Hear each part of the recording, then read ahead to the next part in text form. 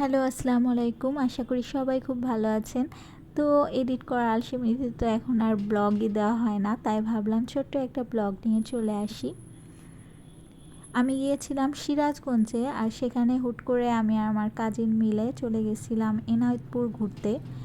তো সবুজ শ্যামল মাঠ পেরিয়ে আমরা গেলাম এনায়েতপুরের গোলামের হোটেলে। গোলামের হোটেলে গিয়েই দেখলাম গোলাম মামা তো অসাধারণ রান্না করছে, সেটা হচ্ছে মাটির চুলায়। দেখেই মনটা একদম শান্তি হয়ে গেল, একদম গ্রামীণ পরিবেশের একটা ফিল পেলাম। আর এখানে বিভিন্ন ভ্যারাইটির মাছ ছিল, বিভিন্ন সিজনে বিভিন্ন ভ্যারাইটির মাছ থাকে। মাছগুলো দেখে তো আরও মন শান্তি হয়ে গেছে, কারণ ফিশ লাভারদের কাছে মাছের কথা আর বলতে নেই।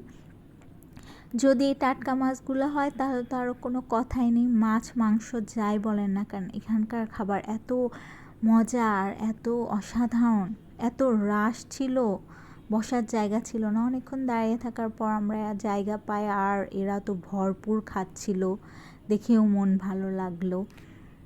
তারপর আমরা খাওয়া দাওয়া শেষ করে গেলাম এনায়েতপুরের বেড়িবাঁধে। সেখানকার পরিবেশও খুব ভালো ছিল, ফুরফুরে হাওয়া দিচ্ছিল, চারপাশে খুব সুন্দর পরিবেশ।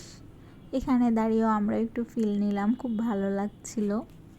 তো যাওয়ার সময় আমরা এনায়েতপুর হসপিটালের এরিয়াটা একটু ঘুরে রনি মিষ্টান্ন ভাণ্ডার থেকে পান্তুয়া আর কিছু মিষ্টি খেয়ে চলে গেলাম বাসায়। আজকের মতো ব্লগটি এই পর্যন্তই। আল্লাহ হাফেজ।